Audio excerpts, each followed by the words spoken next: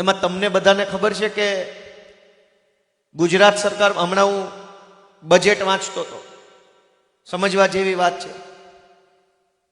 ફેબ્રુઆરી મહિનામાં બજેટ સત્ર આવવાનું છે, એટલે હું એનો અભ્યાસ કરતો હતો કે મારે શું બોલવું, કેમ બોલવું, કયા વિષય ઉપર કેટલી વાત રાખવી, વગેરે વગેરે.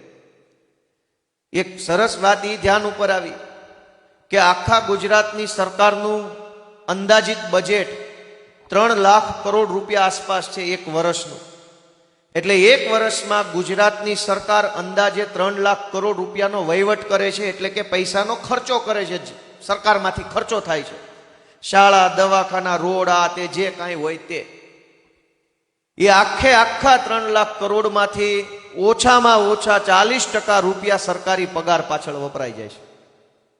40% રૂપિયા 3 લાખ કરોડ એટલે સરકારના આખા બજેટના 40% રૂપિયા પગાર ચૂકવવામાં જાય છે. એ પગાર લઈને તમને કેવું કામ કરી આપે છે એ તમે જાણો.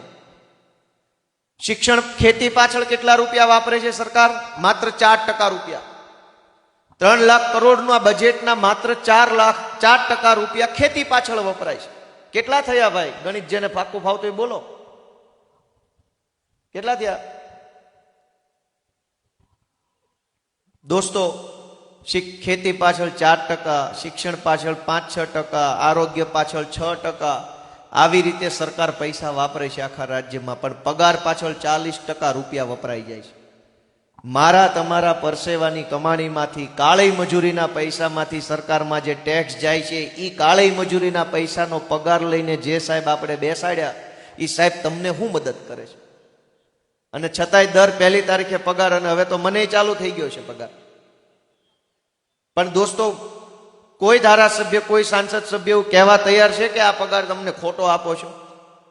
પાછળ અહીંયા તો લે, અહીંયા તો પૈસા વાળા થઈ ગયા પાછા કેટલાક ધારાસભ્ય, સાંસદ સભ્ય. તમારે ત્યાં જૂના આ જામનગરમાં કમાણીનો પાર નહીં, પણ ખાલી નેતા કમાય છે, પબ્લિક રોડે ચડી છે, અને રોડે છે નહીં પાછો. દોસ્તો, સરકારમાંથી અબજો રૂપિયા વેડફાઈ જાય છે, ખર્ચાઈ જાય છે. બજેટ સત્ર આવશે ત્યારે તમે ધ્યાન રાખજો, હું ઘણું એમાં વિષયો ઉપર બોલવાનો છું, લોકોને ધ્યાનમાં મૂકવાનો છું. એવા અનેક વિષયો મારા ધ્યાનમાં આવ્યા છે કે જે